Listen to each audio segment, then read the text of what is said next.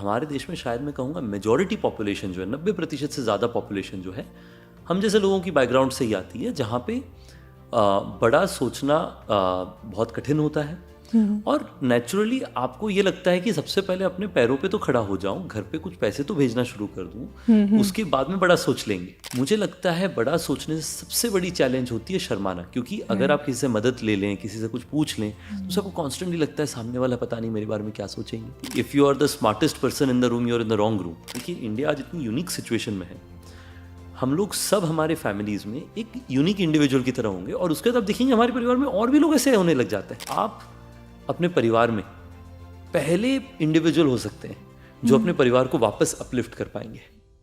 कई बार ऐसी मोमेंट आती है ना कि हमें लगता है यार काश ये बात मुझे पहले पता होती, यार मैंने अगर ऐसे सोच लिया होता। आपका ये अफसोस कम हो, इसीलिए मैंने रितेश से डायरेक्ट यही सवाल पूछा। शार्क टैंक के लेटेस्ट शार्क रितेश अग्रवाल, जिसने 19 की एज में कमाल की क्लैरिटी और हिमालय जैसे बिलीफ सिस्टम के साथ ओयो की शुरुआत करी।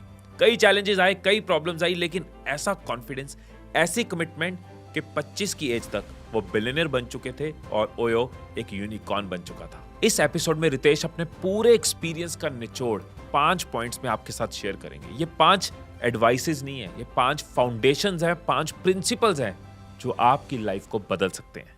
Ritesh, first of all warm welcome to our show, so good to have you.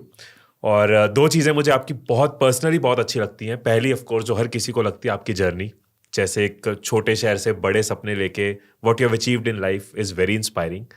And दूसरी चीज़ कि you are always ready to share your experiences. आप पॉडकास्ट में जाते हो, आप इंटरव्यूज़ देते हो, आप कंटेंट भी बना देते हो जब आपके पास कोई थॉट आता है शेयर करने को। सो जिसने कोई जर्नी कवर की होती है उसके एक्सपीरियंसेस बहुत वैल्यूएबल होते हैं दूसरों के लिए जो उस सफ़र पे चलना चाहते हैं। थैंक यू सो मच मुझे यहाँ बुलाने के लिए। मैं तो बड़े दिनों से इंतजार में था कि कब मुझे मौका मिलेगा आप लोगों से बात करने का। रितेश, अगर आपके अर्ली स्टेज पे जाएं तो आपने ना बहुत सारे एक्सपोजर्स खुद को दिए, फ्रॉम सेलिंग सिम कार्ड्स, या फिर घर से 10th के बाद निकल जाना फॉर अ पर्पस, या फिर कोडिंग सीखना खुद से, बुक लिखना। तो कई एक्सपोजर्स आपने लिए। मेरी ऑडियंस में बहुत सारे ऐसे लोग हैं, इनफैक्ट मेरी ऑडियंस उन्हीं लोगों की है जो लाइफ में कुछ करना चाहते हैं, जो कुछ बड़ा करना चाहते हैं या पैसा कमाना चाहते हैं, पेरेंट्स को प्राउड फील कराना चाहते हैं, बट क्लैरिटी नहीं है, गाइडेंस नहीं है, डायरेक्शन नहीं है। सो आपके एक्सपीरियंस से कोई टॉप 5 एडवाइसेस और मे बी 5 एक्शंस और मिस्टेक्स, कोई ऐसी चीज़ें जो उनके लिए एक कंसोलिडेटेड एडवाइस बन जाए। ये चाह जो आपने बताई कि मुझे कुछ नया करने का दिल है, मुझे कुछ बड़ा करने का दिल है, मेरे माता पिता मेरे बारे में अच्छा सोचें, मुझे लगता है वो इंटेंट 50% बैटल आपको जिता देती है। क्योंकि बहुत सारे लोग हैं जो शुरुआत इस चीज़ से करते हैं कि मेरे से तो नहीं होगा, मैं क्यों करूं। तो मुझे लगता है अगर आप वो नकारात्मक सोच से चालू करेंगे तब तो अपॉर्चुनिटी मिलेगी ही नहीं। तो अगर आप पॉजिटिव माइंडेड ये सोचते हैं कि मुझे कुछ करना है, आप कैसे करना है उस पर बताइए, तो उनकी तो मदद की जा सकती है। मेरे हिसाब से मैं जो आपने बताया 5 चीज़ें, मैं उसमें सबसे पहली चीज़ कहूँगा कि आपका इंटेंट पॉजिटिव और कंस्ट्रक्टिव होना चाहिए। अगर आप शुरुआत इस चीज़ से करेंगे कि नहीं हो पाएगा, चैलेंजेस हैं, तब तो 100% चांस है कि नहीं होगा। अगर आप ये सोचेंगे कि पक्का होगा, तब शायद 50% चांस है। और ज़िंदगी में बिटवीन 50% चांस एंड 100% चांस, आप तो 50% मतलब 50% एंड 0% चांस, आप तो हमेशा 50% चांस की कोशिश करेंगे। तो मुझे लगता है वो सबसे पहला है कि belief, self belief, confidence, positive intent, वो चाहिए। और ये हम लोग वीडियो में बात कर सकते हैं, आप कई कंटेंट पढ़ सकते हैं, पर ये आपको अपने आप से लाना पड़ेगा। इसके लिए कोई आपको आर्टिफिशियली मदद नहीं कर सकता है। लोग आपको एनेबल कर सकते हैं, बट फाइनली आपको खुद से डिसीजन लेना पड़ेगा। मैं क्योंकि खुद एक middle class service class family से आई हूँ, तो मैं उस एरा में रह चुकी हूँ जब मेरी सोच बहुत बड़ी नहीं थी। आज मैं सोच लेती हूँ, बट एक टाइम था जब मैं नहीं सोच सकती थी बड़ा, बिकॉज मेरे होराइजन्स ही छोटे थे और मेरी सोच एक जगह तक ही जा पाती थी। तो अगर मैं आज उस गुंजन को बताना चाहूँ कि बड़ा सोच, तो उसके लिए स्टेप्स क्या होंगे, because today also there are so many people जो करना चाहते हैं बट वो सेल्फ डाउट होते हैं। करेक्ट। जितना मर्जी कह लो, वो अंदर लगता है कि हो नहीं, वो एक कॉन्फिडेंस नहीं आता। तो इसके लिए भी कोई हमारे पास 1 2 3 स्टेप्स हैं कि ये कर लो और आप अपने सेल्फ डाउट को ख़त्म कर पाओगे। देखिए इसीलिए तो लोग आपके पॉडकास्ट में आए हैं। देखिए ये बहुत सही बात है कि हमारे देश में शायद मैं कहूँगा मेजॉरिटी पॉपुलेशन जो है, 90% से ज़्यादा पॉपुलेशन जो है हम जैसे लोगों की बैकग्राउंड से ही आती है, जहाँ पे बड़ा सोचना बहुत कठिन होता है और नेचुरली आपको ये लगता है कि सबसे पहले अपने पैरों पे तो खड़ा हो जाऊं, घर पे कुछ पैसे तो भेजना शुरू कर दूं, उसके बाद में बड़ा सोच लेंगे। तो मुझे लगता है उसमें सबसे इम्पॉर्टेंट 3 स्टेप्स मुझे लगता है जो आपको एनेबल करेगी वहां तक जाने के लिए। सबसे पहला है कि शर्माना कम करना पड़ेगा। ओके। मुझे लगता है बड़ा सोचने से सबसे बड़ी चैलेंज होती है शर्माना, क्योंकि अगर आप किसी से मदद ले लें, किसी से कुछ पूछ लें, तो सबको कॉन्स्टेंटली लगता है सामने वाला पता नहीं मेरे बारे में क्या सोचेंगे, घर परिवार वाले मेरे बारे में क्या सोचेंगे। मुझे लगता है जब आपने वो अपने दिमाग में ठान लिया तब तक कठिनाई हो, क्योंकि रिजेक्शन तो is a part of life. अगर आप कुछ भी बड़ा करना चाहें तो रिजेक्शन हर रोज होगी। मेरे साथ आज भी होती है, मतलब आज तो इतने साल हो गए, कम हो गई है काफ़ी सिचुएशन, बट पहले तो बहुत होती थी, दिन में 4 बार हो जाता था। तो आपको रिजेक्शंस एंड शाइनेस से आगे निकलना पड़ेगा, वो मेरे हिसाब से सबसे पहला है। दूसरा, आपको कोशिश करनी पड़ेगी कि सीखने का जरिया और अपॉर्चुनिटी तो हर जगह है, आपको अपने आंखें और कान खुले रखने पड़ेंगे। मैं जब पल बढ़ रहा था, मैं रायगढ़ से आता हूँ, वहाँ पे क्या है, बड़े आदिवासी और ट्राइबल, वहाँ पे ना हमारी बड़ी पॉपुलर ग्रुप है, कौंधो बुलाते हैं उन्हें, जो वहाँ की प्राइमरी ट्राइबल ग्रुप है। वो पूरी तरीके से सेल्फ सफिशिएंट जीते हैं, बिना कोई पैसों का इस सब का इस्तेमाल किए। अपने आप से वो खाना भी अपना उगाते हैं, अपने घर भी खुद ही से बनाते हैं। तो उनसे सीखने का तरीका था कि सेल्फ, और वो बार्टर में अभी भी काम करते हैं, अगर उन्हें कोई चीज़ चाहिए तो बार्टर कर लेते हैं। तो उनसे सीखने का मौका मिला। जो हमारे यहाँ पे छोटे छोटे व्यापारी थे, उनसे सीखने का मौका मिला। जो रिश्तेदार थे, उनसे कुछ सीखा। तो जहाँ से भी कुछ भी मिल जाए सीखने के लिए, उस पर इंटरेस्ट होना चाहिए, क्योंकि अगर आपके अंदर क्यूरोसिटी होगी तभी आप नए आंसर्स खोजेंगे। तो पहला है बीइंग लेस शाय, बेशरम बन जाओ मे बी। दूसरा है कि अपने अंदर क्यूरोसिटी जगाओ, कि हर चीज में, जो कुछ बच्चे नहीं होते हर चीज में, ये क्यों है, चुल होती है। हाँ, एक चुल होती है कि ये क्यों है, ऐसा क्यों नहीं है। मुझे लगता है वो सवाल पूछना अच्छा है, ये सीखना जरूरी है। और तीसरा जो मेरे हिसाब से सबसे क्रिटिकल है, इज नई चीजें करो। जब नई चीजें करने से हम लोग एक बार खुश होने लगते हैं ना, अब उसका रिवर्स भी प्रॉब्लम है। कई बार लोग नई चीजें करने से इतनी खुशी होती है उन्हें कि वो सेम चीज लंबे समय तक करने से कतराते हैं। पर मुझे लगता है कि वो सेकंड प्रॉब्लम मैनेजेबल है। नई चीज जो करते ही नहीं है, उन्हें पता कैसे चलेगा वो उनको क्या पसंद है। कई बार लोग कहते हैं ना, इंग्लिश में कहते हैं व्हाट इज योर कॉलिंग। अब वो इसका कोई साइंस तो है नहीं, आपको 10 चीजें ट्राई करनी पड़ेगी, उनमें जो चीज मजा आ गया वही आपकी कॉलिंग है। तो मुझे लगता है कि यही 3 चीजें मैं कहूंगा कि अगर आपको बड़ी सोच रखनी है तो आप में शाइनेस कम और नई चीजें सीखने की क्यूरोसिटी ज्यादा। Beautifully put. आई थिंक ये रियल में अगर कोई तीनों चीजें लिख के लगा लेना सामने, तो वो बिलीफ सिस्टम चेंज हो जाएगा। And I can relate again, नई चीज़ें करने वालों पे मुझे, शायद मैंने कभी शेयर भी नहीं किया होगा किसी वीडियो में, बट आज याद आ गया आपकी बात से, कि जब मैं जॉब कर रहा था तो मैंने साउंड क्लाउड, एक ऐप आई थी साउंड क्लाउड पे, मैंने ऑडियोज डालनी शुरू बहुत पॉपुलर, राइट। तो उस टाइम पे सिर्फ ऑडियो डाली, 3-4 वीडियोज डाली, ऑडियो डाली, मुझे बड़ा अच्छा लगा। एंड देन वहाँ से I did not continue, I came to YouTube. So it was just exploring something which gave me an idea कि साउंड के साथ साथ मुझे वीडियो भी करना चाहिए। And I stop doing SoundCloud after 3 files and move to YouTube. तो वो जो चुल है नया करते रहने की, उससे शायद मुझे आज याद आया कि लाइफ का एक बहुत बड़ा चेंज हुआ था। करेक्ट। तो हमने बिलीफ की बात करी, जिसके फर्दर हमने स्टेप्स भी ले लिए। सो व्हाट एल्स जो आपको लगता है, any advice may be from your experience और एनीथिंग? देखिए, मेरे हिसाब से सेकंड जो चीज़ मैं कहूँगा इज अपने आसपास कोशिश करें कि जितने स्मार्ट इंटेलिजेंट लोग, जो लोग आपको लगता है कि आपसे बेहतर हैं, आपको ज़िंदगी में कुछ सिखा जाएंगे, उनसे सराउंड करने की कोशिश करिए। आप अपने आप को उनसे सराउंड मत करिए जो लोग आपको लगता है कि आप उनसे ब्राइट हैं। तो ये तो बड़ी पॉपुलर सेइंग है, लोग कहते भी हैं कि if you are the smartest person in the room, you are in the wrong room. तो ये बहुत ज़रूरी है कि आप अपने आसपास के 5 लोगों के एवरेज हैं। अगर आपके बाकी 5 लोग जो हैं ऐसा लगता है कि आपसे नीचे हैं, तो वो आपको भी नीचे ले जाएंगे। अगर आपके आसपास के लोग ऐसे हैं जो आपको अपलिफ्ट करेंगे, जो आपको मोटिवेट करेंगे, नई चीज़ सिखाने की कोशिश करेंगे, तो आपको सराउंड करने की कोशिश करिए। और कठिन होता है, आसान नहीं होता है, मेहनत करनी पड़ेगी। पर वो करना मेरे हिसाब से बिल्कुल पॉसिबल है।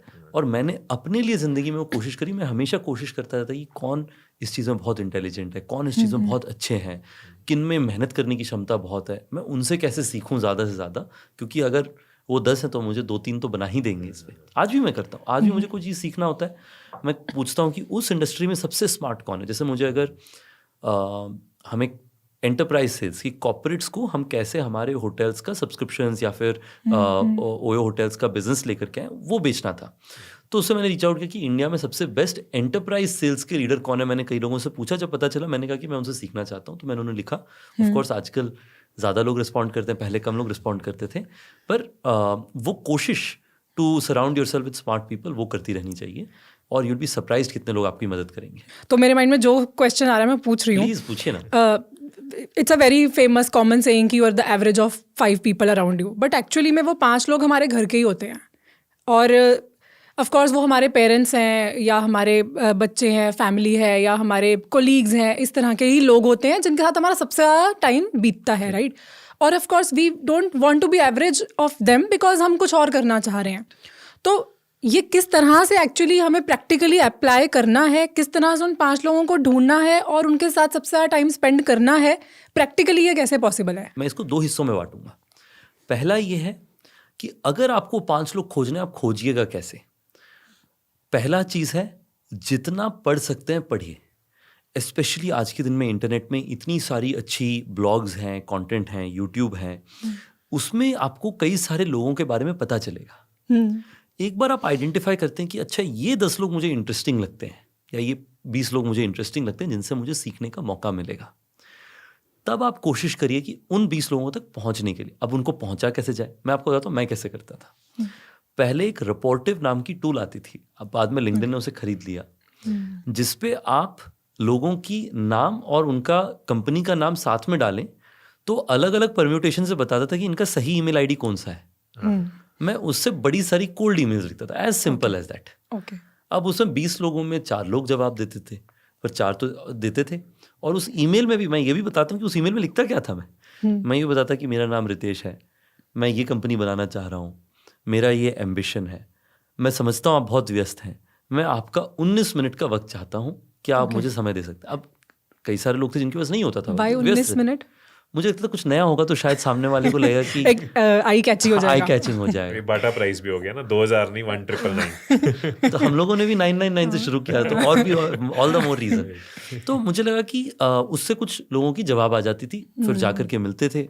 जब अगर उन्हें लगता था कि चलो इस लड़के में दम है और इससे बात करने में मुझे भी कुछ वैल्यू मिल रहा है, तो मेरे साथ टच में रहते थे। फिर मैं उन्हें पूछता था कि आप बताइए आपके हिसाब से कौन 3-4 लोग हैं जो सबसे अच्छे हैं, क्योंकि कई सारे जो बहुत इंटेलिजेंट लोग होते हैं, स्मार्ट लोग होते हैं, कई सारे लोग तो अवेलेबल हो जाते हैं इंटरनेट पे, कुछ लोग होते हैं जो नहीं होते हैं, तो उनको आप रेफरल से खोजते हैं। तो मेरे हिसाब से ये तो तरीका हुआ पहला कि 5 लोग खोजा कैसे जाए। दूसरा जो आपने बड़ी इंपॉर्टेंट चीज़ बताई कि अपने परिवार का सिचुएशन, कि आप घर परिवार में हैं, आपको लोग टोक रहे हैं कि जी आप ये क्यों कर रहे हैं, नई चीज़ें, नौकरी कर लो, बैंक पीओ की परीक्षा आ गई वो देख लो, यूपीएससी की तैयारी कर लो, या अगर आप कंटेंट क्रिएटर बनना, अगर आप आजकल तो ये पूरा हुआ नहीं है बट हो सकता है आगे चल के हो कि अगर किसी का यूपीएससी का दिल है उसे कह रहे हैं कि कंटेंट क्रिएटर बन जाओ। तो मतलब ऐसा जो ये डायरेक्शंस हैं उस पर मुझे लगता है कि एज एन इंडिविजुअल हमारी सबकी जिम्मेवारी होती है, अगर हम कुछ नया बड़ा कुछ भी करना चाहते हैं तो हमें लोगों को कन्विंस करना पड़ेगा, बाहर में कन्विंस करना पड़ेगा। जैसे ये 5 लोग खोज रहे हैं उन्हें कन्विंस करना है, अपने पार्टनर को कन्विंस करना है, वैसे ही अपना परिवार को भी हमें समझना चाहिए, हमें उन्हें भी कन्विंस करना पड़ेगा और हो सकता है उन्हें भी उसका एक पॉजिटिव बेनिफिट मिल सके। तो मैं आपको बताता हूँ हमारे परिवार में बड़ी इसको लेकर के सरप्राइज था पेरेंट्स में कि ये देखो पहले 3 बच्चे जो हैं, हम 4 बच्चे हैं, आई एम द यंगेस्ट। हमारे जो बड़े भाई बहन सारे सब मतलब सबसे बहुत ही अच्छा पढ़ाई किया उन लोगों ने, अच्छी जॉब्स ली, एकदम एशियन पेरेंट्स के ड्रीम। तो हमारी मदर को हमेशा बड़ा मेरे को लेकर के टेंशन होता था, और हम सबसे छोटे हैं तो प्यार ज़्यादा करती थी, पर पता भी था कि उन्हें बड़ा टेंशन होता है कि ये क्या कर रहा है, अलग मतलब एंटरप्रेन्योरशिप की दुनिया में चला गया। पर मैं कोशिश करता था हमेशा कि अपने आप से उन्हें समझाऊं। कई बार हमारी बड़ी दीदी को फ़ोन करके कहते थे कि आप भी थोड़ा सा समझाइए। अच्छा। तो वो मेहनत लगती है, इट इज़ नॉट ईजी। पर मुझे लगता है कि अगर आप अपने घर वालों को नहीं समझा पाएंगे तो बाहर वालों को क्या समझाएं? उससे निराश ना होकर के आपको ये सोचना चाहिए कि आप अपने परिवार में पहले इंडिविजुअल हो सकते हैं जो अपने परिवार को वापस अपलिफ्ट कर पाएंगे, और उसके बाद अगली जनरेशन में और होता जाएगा। तो मुझे लगता है कि हम सबके पास, देखिए इंडिया आज इतनी यूनिक सिचुएशन में है, हम लोग सब हमारे फैमिलीज में एक यूनिक इंडिविजुअल की तरह होंगे, और उसके बाद आप देखेंगे हमारे परिवार में और भी लोग ऐसे होने लग जाते हैं। सीइंग इज बिलीविंग, तो जब नजर आता है किसी ने किया है तो वो बिलीव बनता है। आपने कभी अपने एनवायरनमेंट को भी इस तरह से रखने के लिए कुछ किया था कि मेरे एनवायरनमेंट में मैक्सिमम लोग ऐसे हों या चीज़ें ऐसी हों जिसको देखकर मैं हमेशा, मुझे आइडियाज़ आएँ, मैं इंस्पायर हूँ? देखिए मेरे हिसाब से मैंने 3-4 चीज़ें करने की कोशिश करी। सबसे पहला ये है कि मैं बहुत डेस्परेटली खोजता रहता था कि स्टार्टअप कॉन्फ्रेंसेस कोई हो रही है कि नहीं हो रही है। अच्छा। मेरे पास देखिए स्टार्टअप कॉन्फ्रेंसेस में पैसे देने के लिए तो नहीं थे पैसे, पर आपने देखा होगा कि स्टार्टअप कॉन्फ्रेंस में ना कई लोग वो एक लैनियार्ड सा लगाते हैं जो उनका रजिस्ट्रेशन होता है तो उन्हें मिलता है, और स्पीकर्स ना वो नहीं लगाते। अच्छा। तो मैं कॉन्फ्रेंसेस पहुंच जाता, तो पैसे तो थे नहीं, मैं ऐसे ही घूमता रहता था, तो लोगों तक कहीं स्पीकर तो नहीं हो। अच्छा। तो यार लोगों को लगता है रजिस्टर्ड तो होगा इतना, मतलब लोगों से रीच आउट करके बात कर रहा है। तो मैंने तो इनफैक्ट ऐसे कॉन्फ्रेंस में कहा भी है कि जहाँ पे मैं जैसे कॉन्फ्रेंसेस में गेट क्रैश किया आपने? गेट क्रैश किया मैंने। अच्छा खाना भी मिल जाता तो ये तो मतलब 3 इडियट्स वाला हो गया, बड़ा इंटरेस्टिंग तरीका, खाने में भी अच्छा मिल जाता था। तो स्टार्टअप सैटरडेज जाता था मैं, वो तो फ्री होता था। टाई के कॉन्फ्रेंस जाता था मैं, टाई में पैसे लगते थे। मैं तो टाई के कॉन्फ्रेंस में भी कहा है, तो दे वर फाइन विद इट। मैंने उन्हें पूछा था पहले कि इज इट फाइन, तो उन्होंने कहा पहले हो गया, मतलब कोई बात नहीं। अगर आपको टाई कॉन्फ्रेंस में आके आपकी कंपनी बनाने में कुछ मदद हुई है तो अच्छी बात है, कोई प्रॉब्लम। तो मुझे लगता है ये पहला चीज़ है कि जितनी जगहों में लाइक माइंडेड लोग आप खोज सको उतनी जगह खोजो। दूसरा, आई थिंक वापस से मैं कोशिश करता था, तब तो यूट्यूब इतना चलता नहीं था, पर पढ़ने की बहुत कोशिश करता था। मैं कोशिश करता था कि दिन में आधा घंटा, 1 घंटा, 1.5 घंटा, जितनी भी हो सके क्यूरोसिटी के साथ नई नई चीज़ों को रिसर्च करो, पढ़ो। मुझे लगता है कि उससे आपका एक इंटेलेक्चुअल जॉगिंग हो जाता है। और तीसरा मैं कोशिश करता था कि, और मतलब हर तरह की चीज़ें पढ़ता था मैं, कंपनी की अर्निंग्स रिपोर्ट्स पढ़ता था। अच्छा। मतलब आप सोचिए कि पहली बार पढ़ेंगे ना अर्निंग्स रिपोर्ट, आपको ज़्यादा कुछ समझ में नहीं आएगा, पर आप 2-3 महीना पढ़ने लगे तो आपको उस पर मोटा मोटा कॉन्टेक्स्ट समझ में आने लगता है थोड़ा बहुत, कि कैसे मैनेजमेंट्स रिकमेंड कर रही है, गाइडेंस क्या दे रहे हैं, एंड सो ऑन। तो एक वेबसाइट है सीक अल्फा नाम की, जहाँ पे यूएस की जितनी कंपनीज होती हैं उनकी क्वार्टरली अर्निंग कॉल्स की पूरी ट्रांसक्रिप्ट आती है। मैं उस मतलब 10 साल से कोशिश कर, या 6-7 साल से कोशिश कर रहा हूँ कि उसमें जो भी समझ सकूँ पढ़ूँ। तो मुझे लगता है पढ़ना, अच्छे कॉन्फ्रेंस या लाइक माइंडेड लोगों तक पहुँचना। और तीसरा बहुत टैक्टिकल है कि अगर आपको कभी भी ऐसा लगे कि कोई भी चीज़ से आप एक तरीके से नेगेटिव में जा रहे हैं, कि आपका मतलब सोचने का तरीका, पॉजिटिविटी अगर कम जा रहा है, कोशिश करें कि उसे कम कर दें। अगर कोई भी चीज़ आपको उस रास्ते में लेकर के जा रही है, तो बीइंग वेरी डिसाइसिव और उस चीज़ को उसी समय रोक देना, मुझे हिसाब से वो भी बहुत ज़रूरी है। तो आपको तब डिसाइसिव होना चाहिए अपने सराउंडिंग को आइडेंटिफाई करने के लिए। पर इसको मैं चाहूँगा, कई लोग ना डिसाइसिव, ये डिस्करेज और क्रिटिसिज्म को सिमिलर मानते हैं, वैसा सिमिलर नहीं है। जो लोग आपसे क्रिटिकल हैं वो आपके बेस्ट फ्रेंड्स हैं, उन्हें आपसे सबसे पास रखिए। जो लोग आपको डिस्करेज करते हैं उन्हें दूर रखिए। थोड़ा धागे भर का फर्क है। कंस्ट्रक्टिव क्रिटिसिज्म है या डिस्ट्रक्टिव क्रिटिसिज्म है, इस चीज का डिफरेंस है। और मतलब मेरे हिसाब से डिस्ट्रक्टिव क्रिटिसिज्म भी ठीक है, बट अगर आपको कोई टॉक्सिक में भी सही वर्ड है, अगर आपको कोई लगता है कि कुछ लोग बहुत ही मतलब आपको एकदम अपने रास्ते से दूसरी तरफ लेके जा रहे हैं, पुल डाउन कर रहे हैं, हो सकता है वो आपको मोटिवेट भी करें। कुछ लोग हो सकता है कि आपको मोटिवेट करें, पर उसके साथ में आपको गलत सलाह दें। ऐसी चीज़ों को जल्दी समझें। यात्री अपने सामान के खुद जिम्मेदार है। सो एक हो गया बिलीफ, एक हो गया एनवायरनमेंट। एनवायरनमेंट में छोटा सा एक अपना इनपुट देता हूँ कि हम दोनों पिछले कई सालों से क्या कर रहे हैं। एवरी 2-3 ईयर्स हम अपना घर बदलते हैं, व्हेन वी स्टार्ट फीलिंग के इस एरिया में, इस सोसाइटी में अब हमारा थॉट प्रोसेस जो है वो वोंट से स्मार्टेस्ट, बट अब सीखने को भी नहीं और मैच नहीं कर रहा। So we keep changing our surrounding and this has helped us immensely. हर बार हम बकेट्स खाली करके नई जगह जाते हैं, फिर वहाँ से लोगों से एक्सपीरियंस लेते हैं, लर्निंग्स लेते हैं। और देखिए ये तो ट्रैवल के लिए भी ट्रू है। लोग कई बार कहते हैं कि सबसे अच्छे सीखने की चीज़ ट्रैवल होती है, राइट। क्योंकि ट्रैवल जब आप करते हैं, आप नई जगह जाते हैं, नए लोगों से मिलते हैं। तो मैं तो हमेशा लोगों को इनकरेज करता हूँ ट्रैवल के लिए। लोग कहते हैं कि आप होटल चलाते हो उसीलिए आप एनकरेज करो। मैं कहता हूँ ऑफ कोर्स वो पार्ट ऑफ द रीज़न है, but the broader reason is सीखने के लिए ट्रैवल से बेहतर तरीका कुछ है ही नहीं। मुझे लगता है ट्रैवल एक ही खर्च है जिससे आपको खर्च से ज़्यादा वापस मिलता है। मैं आपको बताता हूँ, मैं जब 11वीं 12वीं में कोटा में था तो आपने देखा होगा ना, बड़े सारे छोटे छोटे वो चाय के स्पॉट्स, टपरी होते हैं, वहाँ पे लोग चाय और फैन दिन भर चाय पीते हैं और फैन डुबो डुबो के उसे खाते रहते हैं। वहाँ पे मैंने इतने लोगों से इतना सीखा, मेरे को ज़मीनी सच्चाई उससे बहुत सीखने को मिली। मैं आपको बताता हूँ, मैं जब हमारे अगर फ्रंट ऑफिस स्टाफ से कई बार बात करता हूँ तो मेरी ability to relate with them इतनी हाई है, क्योंकि मैं खुद अपनी ज़िंदगी प्रॉपर्टी मैनेजर बन के शुरू करी और मैंने इतना समय ज़मीन में बिताया कि मेरे को उनकी चैलेंजेस, छोटी छोटी कंसर्न वो अप्रिशिएट करना थोड़ा आसान हो जाता है। तो सीखने का तरीका बहुत है, आप बस खोजते रहें। तो ये है नेक्स्ट पार्ट, एजुकेशन। ये बड़ा इंपॉर्टेंट चीज़ है। हम जब थियल फेलोशिप में गए ना तो वहाँ पे हमारे कॉन्ट्रैक्ट में पहला लाइन था, थियल फेलोशिप में तो आपको 12वीं कक्षा के बाद कॉन्ट्रैक्ट लिखना पड़ता है कि आप 2 साल के लिए कॉलेज नहीं जाएंगे। तो उस कॉन्ट्रैक्ट का पहला लाइन था, we never let university interfere with education. ये बड़ा डीप थॉट है कि हम यूनिवर्सिटी को अपने सीखने के बीच में नहीं आने देते, क्योंकि सीखने का मौका तो हर जगह है ना। यूनिवर्सिटी एक उसका जरिया है, तो बहुत सारी अलग अलग जरिया हैं जिससे आप एजुकेशन परस्यू कर सकते हैं। जैसे आप लोग कह रहे हैं कि कंटेंट इतनी इंटरेस्टिंग अवेलेबल है ऑनलाइन में, मैंने जैसे बताया लोगों से रीच आउट करिए, आप उनसे मिलिए, उससे सीखने का मौका है। आप जाके अपने कस्टमर से मिलिए, उनसे सीखने का मौका है। तो आप में सीखने की चाह होनी चाहिए, वो क्यूरोसिटी होना चाहिए। मतलब ऑफ कोर्स इस पे तो बहुत पॉपुलर 3 इडियट्स का डायलॉग भी है, but I will leave it out. Excellence के पीछे भागो।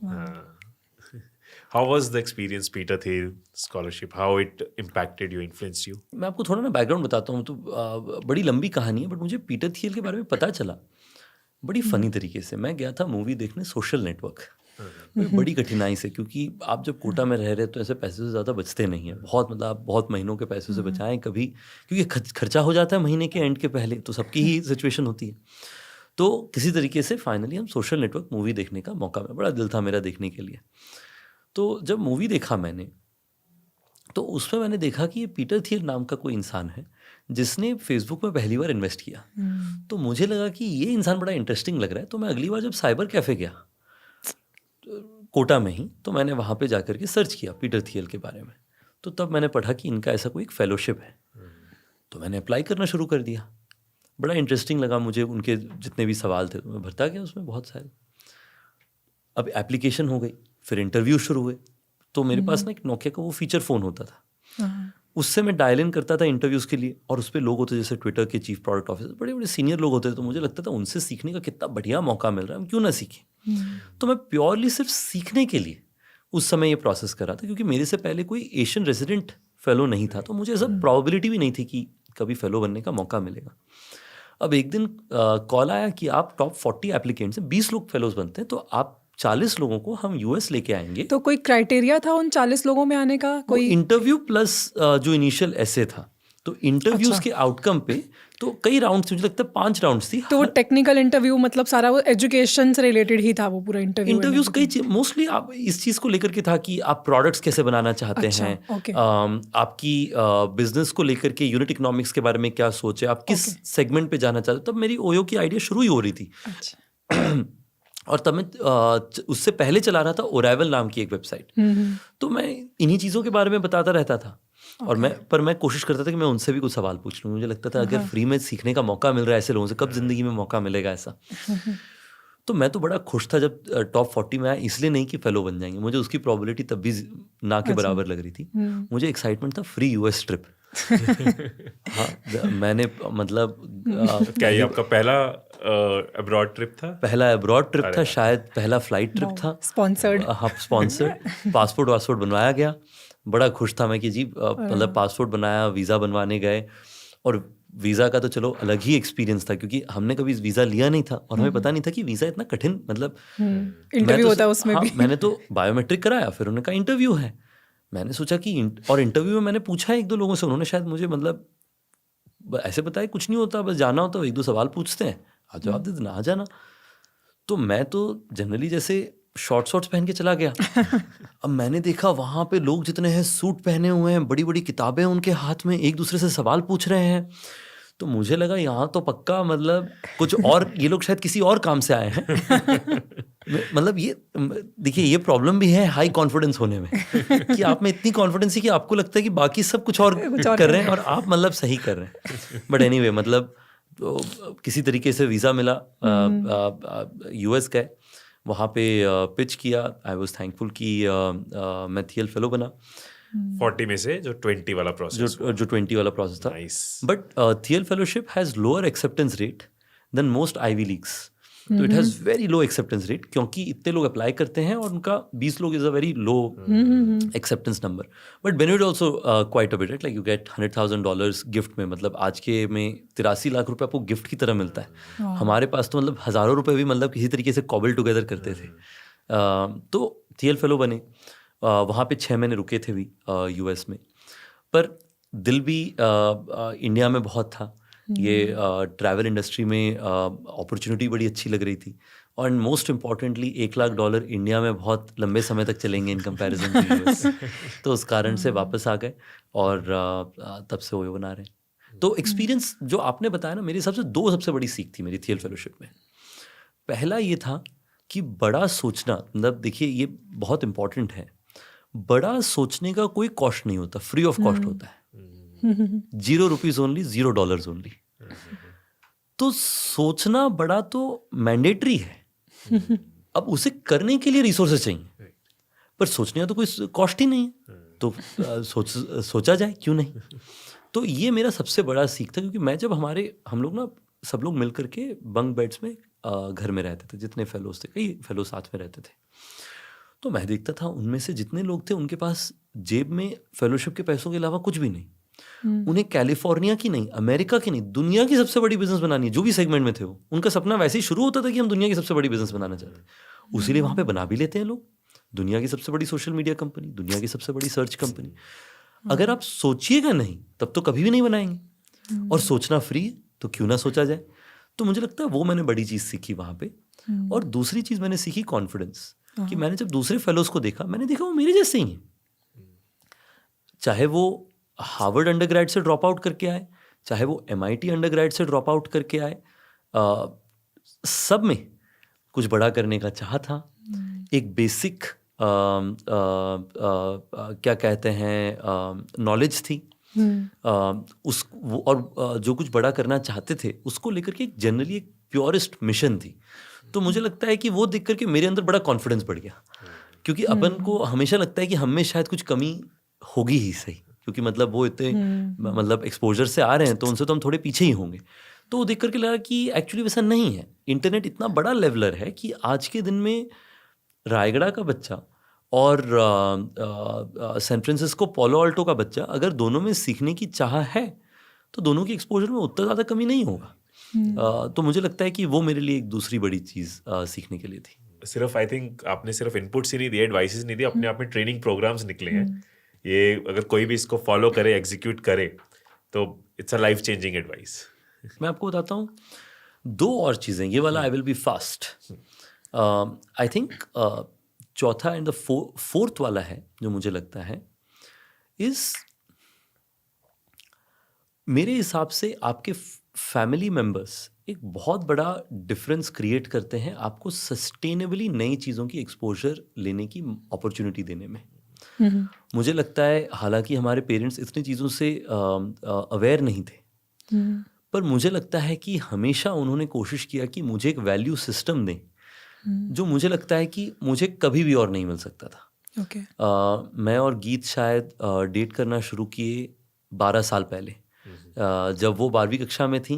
12वीं कक्षा से बस बाहर निकली थी और मैं भी 12वीं कक्षा से बाहर निकलने वाला था अराउंड द सेम टाइम। तो मुझे लगता है कि उससे एक sense of surrounding and stability रही rather than constantly up and down in life. तो मुझे लगता है कि वैल्यू सिस्टम, स्टेबिलिटी, जो कई चीज़ें फैमिली के साथ आ सकती हैं जिसको मैं ऑब्जेक्टिवली एक्सप्लेन नहीं कर सकता, मुझे लगता है वो बहुत बेनिफिशियल होता है। क्योंकि कई बार हमारी जो जर्नीज होती है वो बहुत उतार चढ़ाव से जुड़ी हुई होती हैं। तो अगर कुछ कॉन्स्टेंट्स हों आसपास में वो इंश्योर करते हैं कि बाकी सारी चीज़ें आपको लगता है कि वो एक कंपार्टमेंट है और दूसरा कंपार्टमेंट है जो स्टेबल भी है। तो मुझे लगता है उसका काफ़ी वैल्यू रहा है, मुझे लगता है। सो हमारा 5th फाउंडेशन बचा है ना? यस। 5th और मेरे हिसाब से शायद एक बहुत crucial foundation, failures are a part of life. Failures बहुत बार आएंगी और शायद दिन में ही 2-3 बार आए। आई एम श्योर हम लोग सब, आप लोग क्रिएटर्स हैं, मैं एंटरप्रेन्योर हूँ, दिन में मेरे को 4 बार ऐसा लगता है कि हम लोग जितना बढ़िया करें ऐसा कोई नहीं, और 2 बार ऐसा लगता है कि अब तो बहुत कठिनाई आने वाली है। ये बहुत वोलेटाइल है ना, क्योंकि आपके पास बाय डिज़ाइन बहुत सारे इनपुट्स आ रहे हैं और आप उस पर डिसीजंस लेने की कोशिश कर रहे हैं।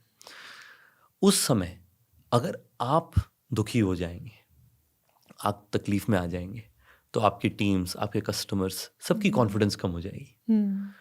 तो जब भी ट्रबल्स हो उसमें संयम रखना, स्टेबिलिटी रखना, और डिपेंडिंग ऑन आप मिलेनियल हैं तो ऑल इज वेल, आप जेंजी हैं तो रीस्टार्ट, आप डिसाइड करें आपको क्या कहना है, पर उनमें से कोई चीज़ कह करके एक स्टेबिलिटी रखना रैदर देन अपने अंदर में वो वॉलेटिलिटी आने देना, मेरे हिसाब से वो बहुत क्रूशियल है। क्योंकि अगर आपको नई चीज़ें करनी है और आप बहुत वॉलेटाइल हो गए, तो इन सम वे वो आपको पॉजिटिव डेवलपमेंट देने की जगह हो सकता है नेगेटिव डेवलपमेंट दे जाए।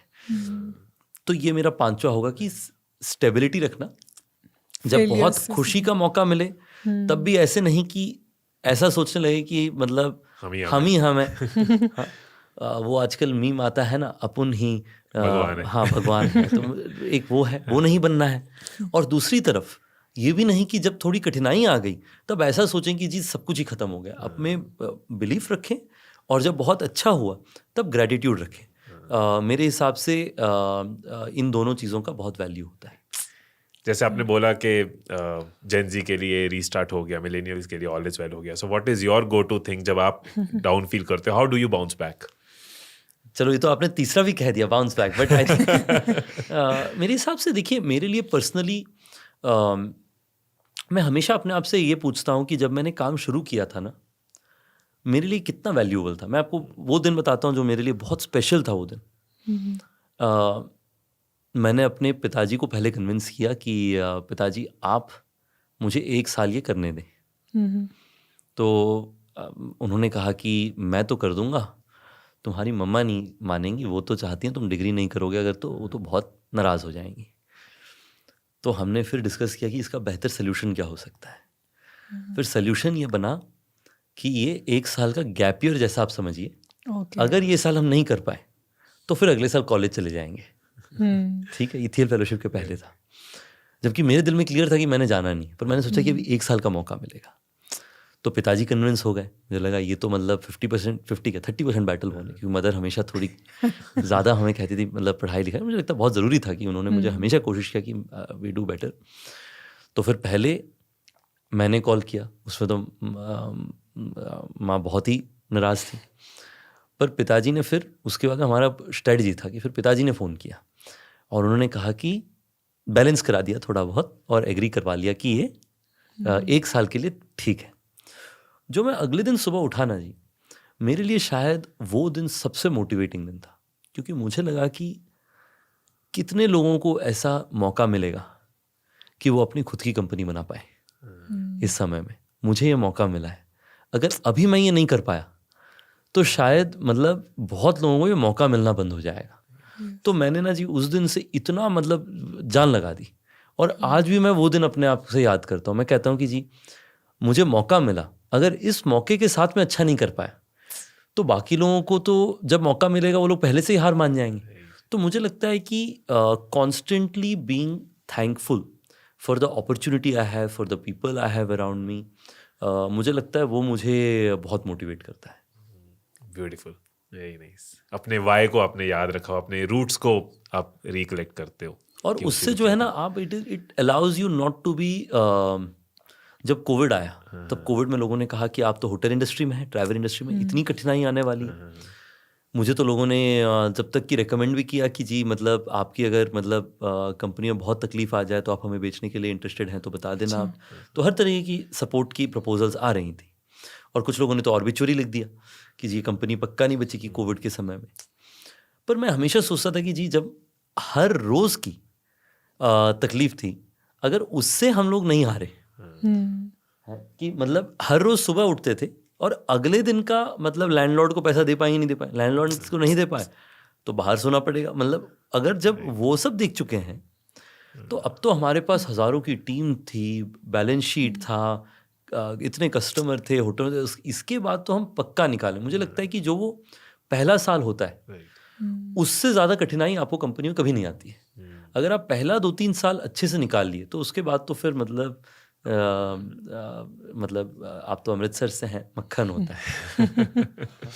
ये क्लिप जो आपने देखी हमारे पॉडकास्ट का एक पार्ट थी। अगर आप पूरा पॉडकास्ट देखना चाहते हैं, रितेश से डिटेल में सीखना चाहते हैं, तो नीचे डिस्क्रिप्शन में आपको पूरे एपिसोड का लिंक मिल जाएगा। उसके अंदर रितेश ने बताया कि कैसे एक बिलियनियर पीटर थिल से जब वो मिले और उनसे ऐसा क्या सीखा कि वो खुद एक बिलियनियर बने।